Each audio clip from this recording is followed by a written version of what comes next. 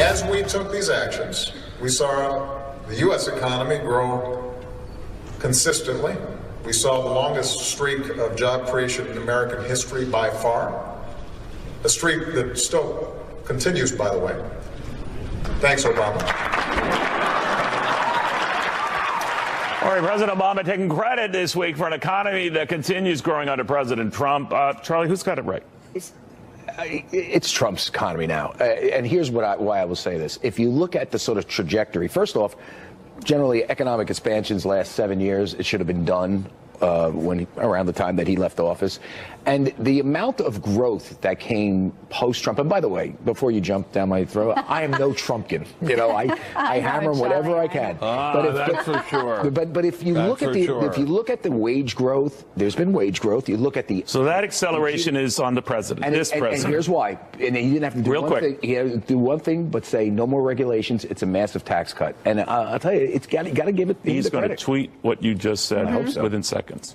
President Trump has unleashed this economy. Yeah. He really has. And initially they called it soft data because they were surveys. Now it's hard data and jobs and all kinds of other economic data. This is Trump's economy, and it's on fire right now. Danielle, whose economy is this? Well, I'm going to say it's mostly Obama's. Thanks, Obama. But I will say that we've seen the stock market. You know, you're looking at a graph and you see the gradient incline. You know that there is enormous amounts of business confidence. Consumer confidence is also on an incline. Don't forget GDP. GDP is great, and GDP per capita has been, also on an incline. But would that GDP be happening now? Let's say we were in the 9th year of an Obama administration. GDP is 1.5% per year average under Obama. Right. Okay. That's fine. That's a big numbers, difference. No, let her answer. Okay. All I will say is if you take sort of a 7-year view or an 8-year view after we got out of the kind of hole and we had the stimulus package, there were indicators of economic health that are continuing under Trump that we saw really come out. We came out of the Great Depression because of President Obama. When you hit bottom, and Ben is an economist, he'll tell you this, when you hit bottom, you generally get a V-shaped recovery. Yeah. It's called elasticity in economics. Because you went so far down and you put all that stimulus. Guess what we got? We got kind of a, I don't know, a little V, tiny V. All right, Ben Stein, who gets the credit here, Ben? Okay. Well, I think Mr. Obama gets the credit for very sound fiscal and monetary policies when the economy was struggling and was in real terrible shape. Although I think Ms. Yellen gets a tremendous amount of credit as well. She doesn't get the credit she deserves. She should go down in history. But what I'm looking at and worrying like mad about is inflation. When we are running hyper-stimulative government fiscal policies in the midst of full employment, that almost always leads to inflation, and I am very, very worried that my daughter and my son are going to be living in a hyper-stimulative economy. They have a hyper-stimulative dad. I think that's the problem there. All right, I want to thank Danielle. I want to thank Charlie. Meanwhile, are your 20-something-year-old kids still asking for an allowance? Well, you're not alone. Our guys have the stocks to stop all of that mooching. Stocks to stop the mooching off mom and dad. Charles, what do you have? Steve Wynn's a self-made billionaire, and I think he can help mom and dad with their kids as well. Wow. All right, Ben.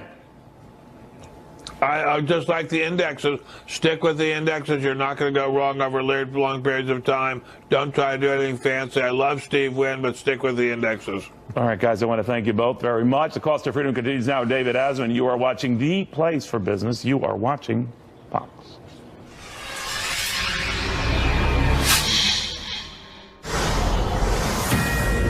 Well, it's beginning to look like Democrats are winning the messaging war over the GOP tax cut plan. They say it's just a giveaway to the rich. And it's not just the mainstream media that's buying it. New polls out showing more Americans are buying it, too. But someone here says it will help low and middle class Americans even more than the rich. So who's got it right?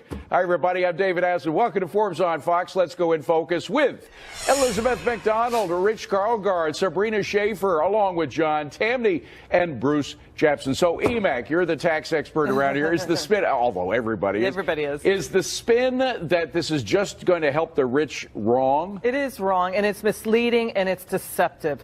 When you look at the analysis and the way it's been done, that supports what that side of the argument is saying. It doesn't take into account the government benefits that people get. 2/3 of U.S. households get more in the way of government benefits than they pay into the system in taxes. The tax plan now before Congress doubles the standard standard deduction. It would increase the number of people who don't pay any federal income taxes at all. Yeah. And the fact remains, the 1% pay 40% of the income tax revenues. The top 20% pay 84% of the income tax revenues. The dirty open secret in D.C. is those brackets get the tax cuts because they're the ones paying the taxes. You see why she's the expert, folks. All right, Rich, I know you have a lot of problems with this tax bill. A lot of people do.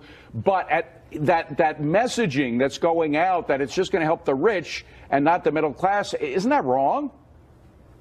Yeah, I think it's wrong. I do have my problems. We'll come back to that. Yeah. But I think it's investor friendly. And that's good because it's going, a lot of people are invested in the stock market more than most people realize through their 401k or their pension funds. So it's positive for all those people. And I believe that we're going to see a higher rate of, we're going to see wages go up because employment is down and corporations will have more money. Sabrina, here's what the Tax Foundation says about the latest version of the tax bill from the Senate. The Senate's version of Tax Cuts and Jobs Act would increase the after-tax incomes of taxpayers in every taxpayer group in 2018. The bottom 80% of taxpayers, in fact, would see an average increase in after-tax income ranging from 1.1 to 1.9%. Well, certainly if that's true, it's very worrisome. I have heard Republican lawmakers say that there are going to be, two-income families in the middle class who will be squeezed by this bill. Putting that individual side, aside. But hold on a second, minute, Sabrina. I just want to emphasize that the Tax Foundation is saying that 80% of America is going to get a benefit from the tax. That seems pretty good. It's pretty sweeping and against the logic of the Democrats on this. Right, that is good. And I do think that, look, I think that putting the individuals aside, because I think there have been some sort of differences of opinion on how individuals will fare under this bill. On the corporate side, I'm more sort of enthusiastic because I think that Paul Ryan and others in the House finally recognize that we're losing businesses overseas because we simply can't compete. And I think that will help all workers, whether you're, lower on the economic totem pole or higher up. Ultimately, this is going to put upward pressure on wages, benefits, and jobs. And John Tamny, already a lot of CEOs, Jamie Dimon, who's the Chase JP Morgan CEO, and others have said that if the tax cuts, the corporate tax cuts go through, they're going to be doing a lot of expansion. That means more jobs for folks out there and probably better wages, too. Well, certainly if companies are doing better off, they will be more likely to expand and hire. But I think the problem with these corporate tax cuts is they're really not cuts when you look at the big international ones that have a lot of overseas earnings. With them, they are imposing a new global minimum. What you're going to find, unless they fix what is a very bad tax bill, is that a lot of corporations, our most valuable ones, are going to pay higher rates. It's amazing that Republicans, given the chance to actually reduce the tax burden, actually have designed a tax bill that's going to raise it on the most productive people and those who invest in them. I can't believe this is what they've come up with. Well, Bruce, on Friday we got these unemployment figures. They're pretty good, with the exception of wages. Wages didn't go up as much as a lot of people were hoping, so we do need a stimulus for wages. And if the corporations get the tax cuts and reinvest and hire more workers, they're going to have to increase wages. That's a good thing, right? Well, it is a good thing, but the problem is, the optics on this, that the corporation's rate is going to go from 35 to 20 or 22 or whatever the latest figure is. But the middle class is going to get nickels and dimes as a percentage comparison. And so we don't 20 or 22 or whatever the latest figure is. But the middle class is going to get nickels. I think the tax cuts didn't go far enough. I think also it's worth noting that Obama, John Kerry, Nancy Pelosi, Chuck Schumer in the past have supported corporate tax reform, getting the corporate rate lower to increase wages and create jobs. And Rich, to your point, the optics of this thing don't look pretty good for the individual, because you do have corporations may get an end of the AMT, the alternative minimum tax, but individuals may end up stuck with it. This was something originally designed back in the 60s for a couple of dozen people. Now it hits millions of people all over America. Why should corporate taxes be cut in that area and not individuals? Well, there's a lot of truth to that. I try not to get too angry about this because my taxes are going up. 5 miles down the road is the headquarters of Apple, and they're going to get $47 billion back. John thinks that, I hear John's argument that they'll get that. That isn't right. It isn't right because I know people don't like the blue states. A lot of people writing this plan, but the blue states are net contributors to the federal budget. New York and California put way out more than they take in. And so for the residents to get a state and local income tax deduction is nothing but fair. Yeah. And then, Sabrina, you have the whole optics of the simplification. That was one of the ways that this thing was sold back when it first was rolled out in April by the president's team, was that it's going to simplify everything. And Ronald Reagan actually spoke to that point back when he was selling his tax plan. Let's play the soundbite and compare. The present tax system has 14 different brackets of tax rates ranging from 11 to 50%. We would take a giant step toward an ideal system by replacing all that with a simple 3-bracket system. Okay, very clear. You go from a lot to a few. Well, the latest tax plan shows having just as many tax brackets with the new tax policy as you do with the old. So they're missing out on an ability to sell this thing as a simplification. Right. I mean, I think it's a huge deficiency of this plan, and Republicans for years have talked about the fact that you should be able to do your taxes on the back of a postcard. This is simply not going to be the case. I'm sort of at odds, or maybe I'm just a little bit on the fence with what Rich is saying, though, about the corporate tax rates. I do think that one of the things that the survey research out there is showing is that people are okay with wealthier and corporations getting those tax breaks as long as they get something too. And I think that might be where the disconnect is that, when corporations get tax breaks, that's good for many of us. It just means more growth. But if people in the middle are feeling squeezed at the same time, then you're going to have a big sort of public opinion problem. But, John, this gets to your point, I think, specifically. Americans don't necessarily have something against the rich. There's all this class warfare going on from the Democratic side, but it looks like Republicans have kind of bought into it to a certain extent with this tax bill. If you have across-the-board tax cuts, poor people can go to the middle class can go to the rich. New entrepreneurs are born from the lower and middle class if they get the tax break. Everybody wants to get rich, right? There's nothing wrong with that. Americans just elected a billionaire president. They worship Steve Jobs. They think the world of Jeff Bezos. And Republicans need to grow up. You get rich in this country by achieving remarkable things. You can only achieve remarkable things insofar as people of means back you. This tax plan tells the rich and the remarkable that we are going to tax you at higher rates. Why elect Republicans if they are going to do worse than the Democrats? This is shameful. So, Bruce, it looks like the Republicans have bought into the sort of Democrat class warfare stuff. Well, I think what they've bought into is the old Mitt Romney corporations are people too, because that's what this is. This really, the linchpin of this is the corporations are getting the biggest tax break, and the middle class are getting nickels and dimes. Well, and that's why they can't The bottom line here, hold on a second, because there is a bottom line here. And EMAC, the fact is that any tax cut, I think, is better than what we have now. I mean, the Democrats' class warfare rhetoric is really about the government class taking a lot of our money. Right. And look at the 5 richest districts right now are in D.C. That's why I think the Republicans trying to play that game, they get about as animated as CPR dummies. They don't really believe it at heart. They don't like that argument. All right, first and last word from EMAC on this one. Tax reform. It's not done yet, but the GOP already planning to overhaul something else that'll stop your money from flowing into D.C. We'll tell you what.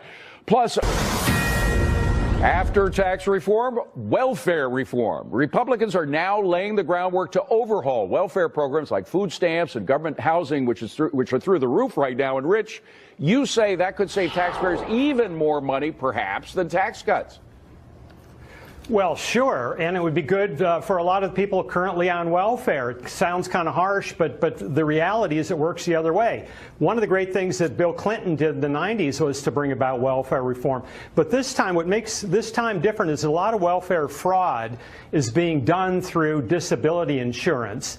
In some states like West Virginia, half the unemployed men are on prescription pain pills. So we've got to untie that Gordian knot if we're going to have true welfare reform in this country. And Bruce, as Rich just alluded to, we do have an experiment already from the Clinton years. Back in 1996, President Clinton initiated welfare reforms, made people pay for the welfare they were getting from the government. Look what happened. In the 10 years following that reform, welfare recipients went down by 67%. That's a huge success, isn't it? Listen, no one wants to be on welfare, and I think if people have a job or if they're able to I wouldn't say work, no they one, will. but I would say a lot of them, yes. Yeah, well, this president, when he was running for office, said he didn't want to make cuts to Medicaid, Medicare, Social Security programs, and I think you should stand by that. If you want to go after fraud, go after fraud. But actually to kick people off who are in need and so forth, I think is a bad idea. Well, and there's other Sabrina, priorities like infrastructure. It is tough when it happens. I remember in the 90s, I had a couple of friends who were on welfare, and they were really ticked off at what Reagan was doing. But in the end, what happened was better for everybody. Not only did welfare rolls come way down, look at the child poverty rate. Look at what happened there. It went down 15%. Even though the kids were receiving less welfare from the government, child poverty actually decreased by a huge number. Yeah, and we've seen experimentation in the states in the years since then. Kansas, for instance, has done a lot to try to reform welfare, and they've found that people's success economically and socially has increased. And so I think obviously this is something we want to move towards, because ultimately we want to help those people who are currently depending on government. That being said, I do hope the Republican Party works on its messaging before then, because they simply don't know how to talk about these issues in terms of freedom and human flourishing. Right. They're not good at messaging. They've proved that. But, John, here's a message. I mean, the people on food stamps in this country is just out of control now. We got well over between 40 and 45 million people on food stamps. That's just one example. As Rich was mentioning, the disability insurance is way out of whack, too.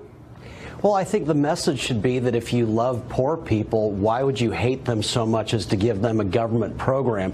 The reality is government can give you That's all a good sorts flip side, by the way. Go ahead. Well, the government can give you all sorts of dollars that will enable you not to work, but they cannot give you happiness. You are only happy if you are working, and that's why it's crucial to get government out of this business, because it enables people to do that which makes them much worse off and unhappy. EMAC, welfare really is an albatross. It drags people down. It's like a chain around their neck, right? Yeah, FDR said it's narcotic, and it can ruin the spirit of the American soul. And JFK said the best welfare is a job.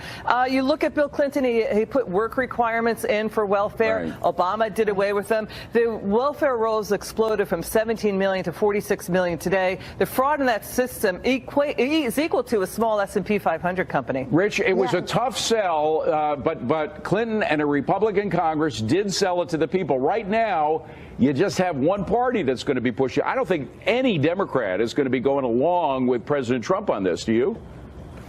Probably not. I think Bill Clinton had the advantage. It was kind of the Nixon goes to China phenomenon. Right. You can do it from the other side of the aisle. But I really do believe this time around what makes it a little bit different, or maybe a lot different, is the drug addiction component. Yeah. Bruce, are there any Democrats that would be in favor of welfare reform right now?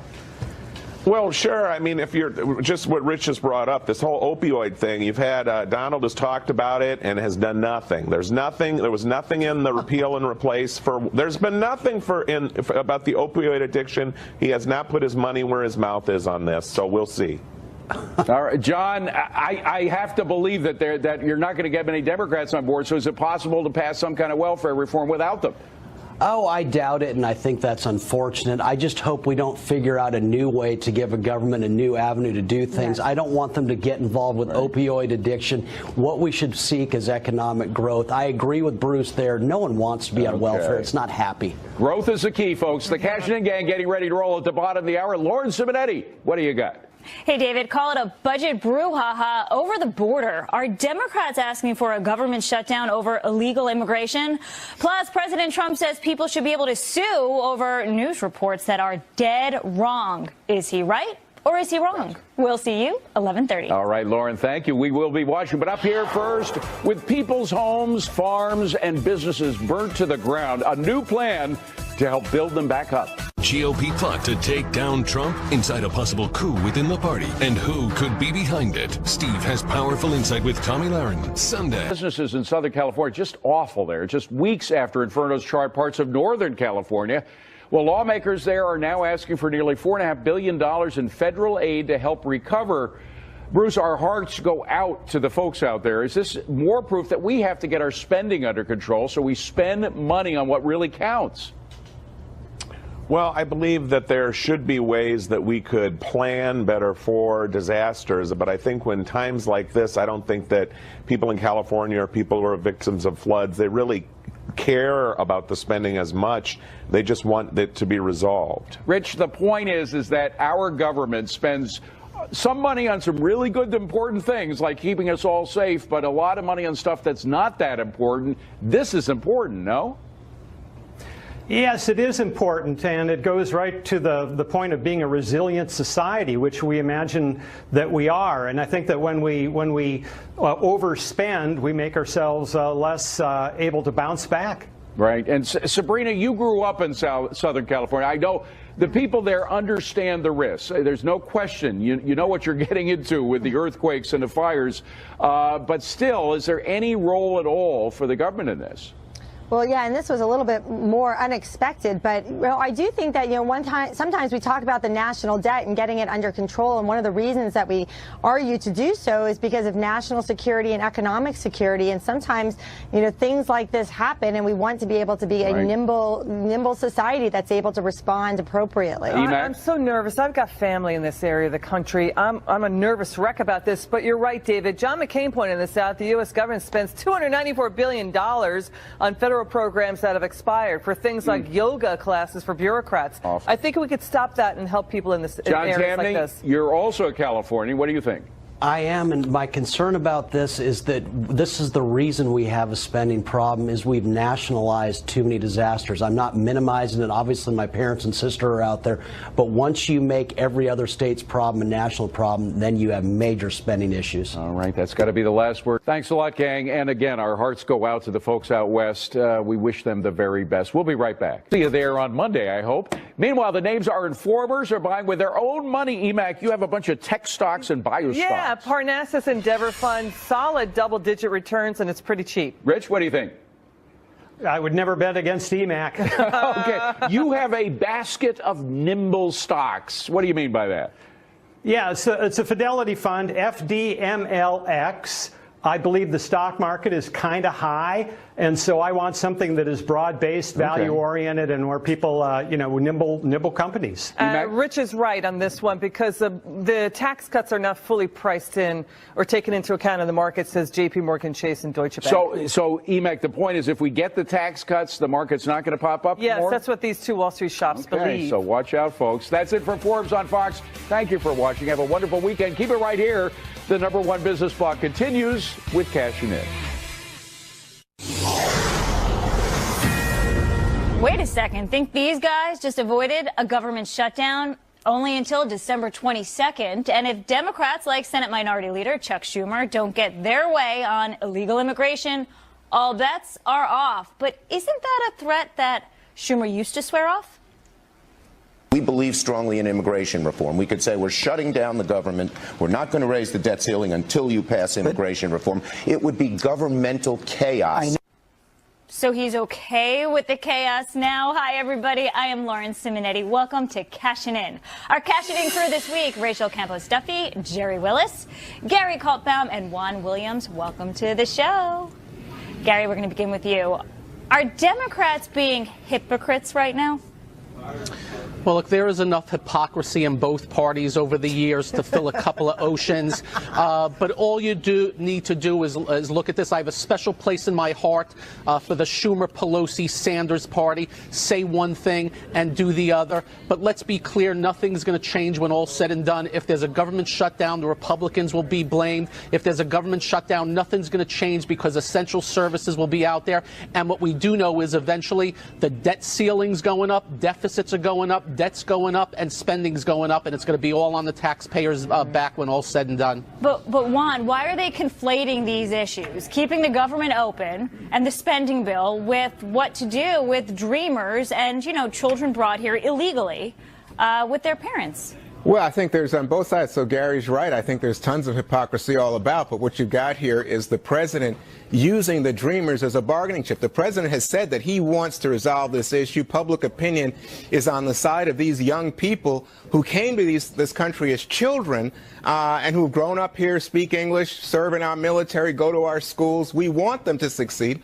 But at the moment, you have the president in the midst of these budget negotiations saying to the Democrats, this is part of the deal, and the Democrats saying, well, this is just about the dreamers, not comprehensive, which is the clip you played from Schumer back in 2013. He's talking about comprehensive legislation. Here we're just talking about these young people.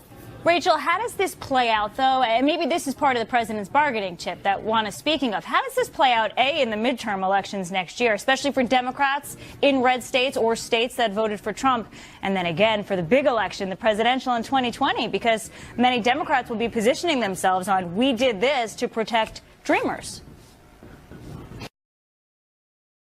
Steinle verdict has changed the game a little bit. I know that's not directly to do with dreamers, but it speaks to so many of the problems that we have with immigration and why we need to think this through thoughtfully. This isn't just hypocritical on the part of Chuck Schumer. It's also unnecessary. The president wants DACA, or a solution for the dreamers. He extended it through March. So there's no need to hold up the government over this right now. I agree with Jim Jordan when he says that nothing good happens right before Christmas. There's a lot of things that need to be resolved around the issue of DACA. We need March to do that, to deal with chain migration, to deal with border security, and do this properly. I'm laughing, Rachel, because sometimes people are nicer around the holidays, right?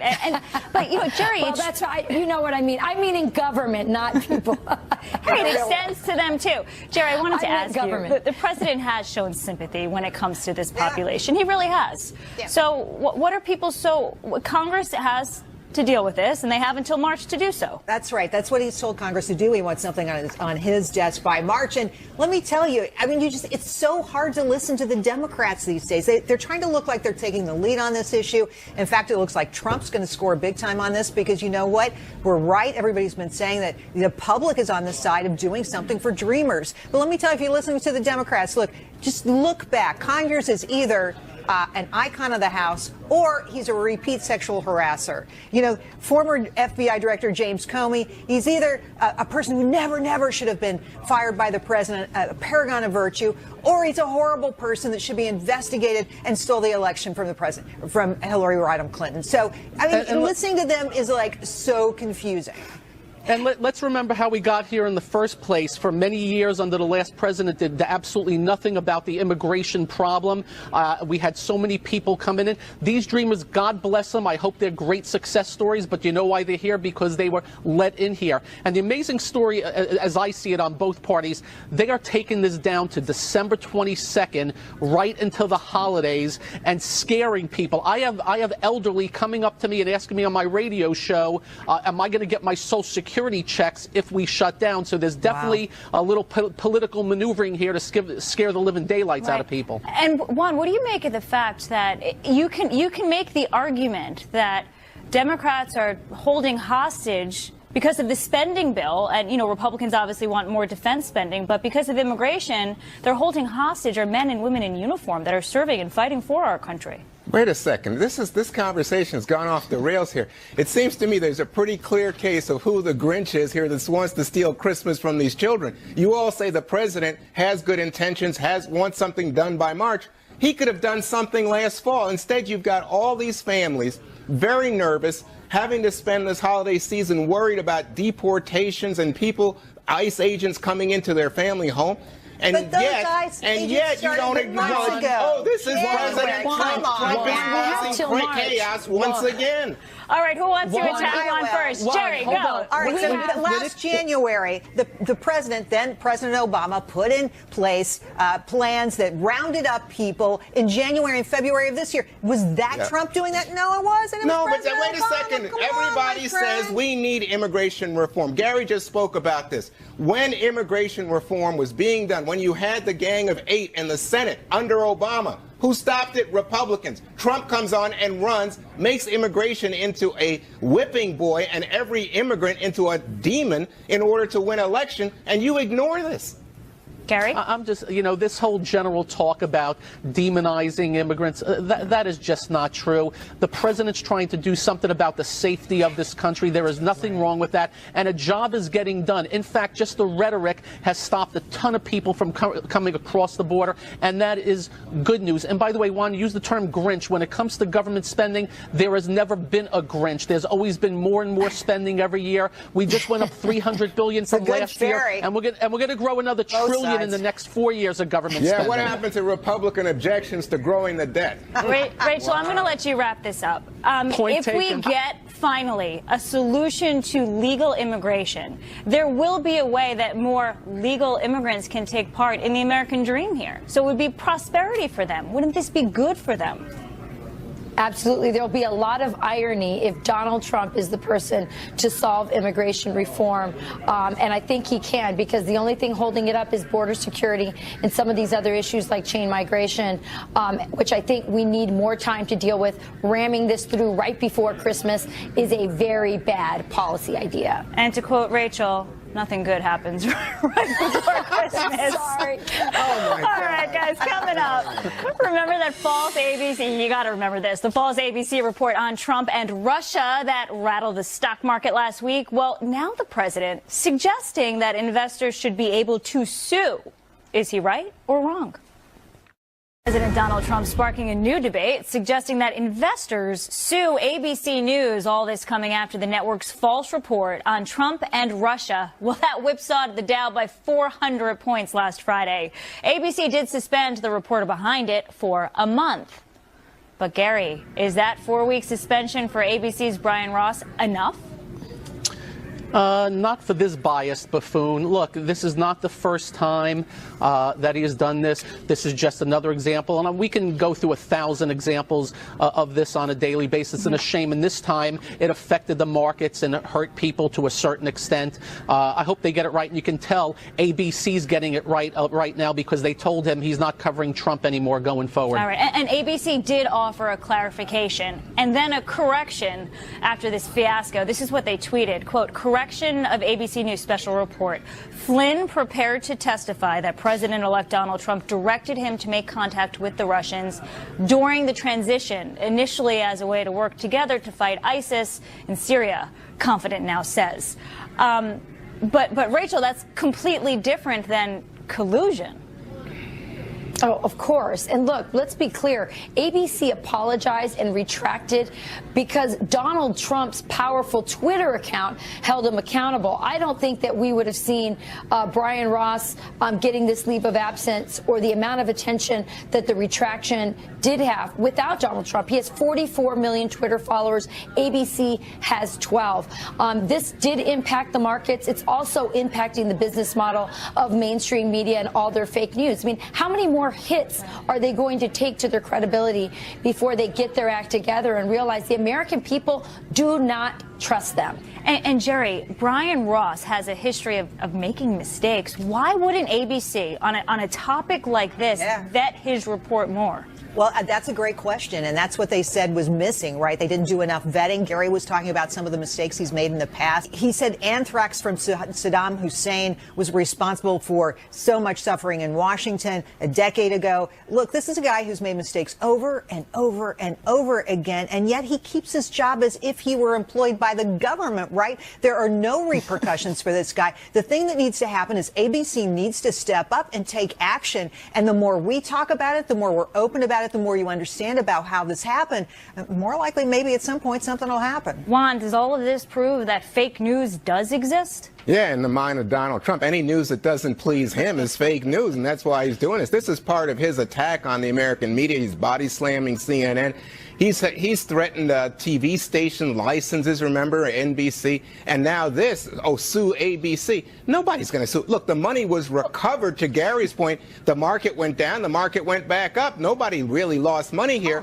This is about Donald Trump trying to deter people from paying attention to the Russia scandal and the Robert Mueller investigation. And you guys shouldn't fall for it. Well, nobody's been attacked more than President Trump over and over again. And I understand for no reason. Doesn't like.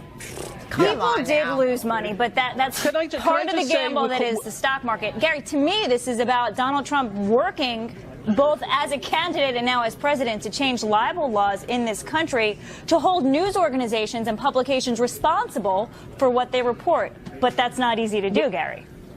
Yeah, you can try, but it's very tough. You have to prove that, in this case, Brian Ross, there was a plot for the market to go down. And yeah, anybody can sue anybody, but I don't think this goes too far. But, you know, we keep talking about, oh, this was an accident, this was a mistake. In this case, this is blatant trying to get at somebody in a bad way, and that's the shame of it. It gives the good journalists, and there's plenty of them out there, it gives them, you know, bad cover. Hopefully the ABC gets it right and it doesn't happen again, and hopefully we can get some non-biased stuff going. Yeah, you know, I just want to make the point here, all of us is appearing here on Cashing In.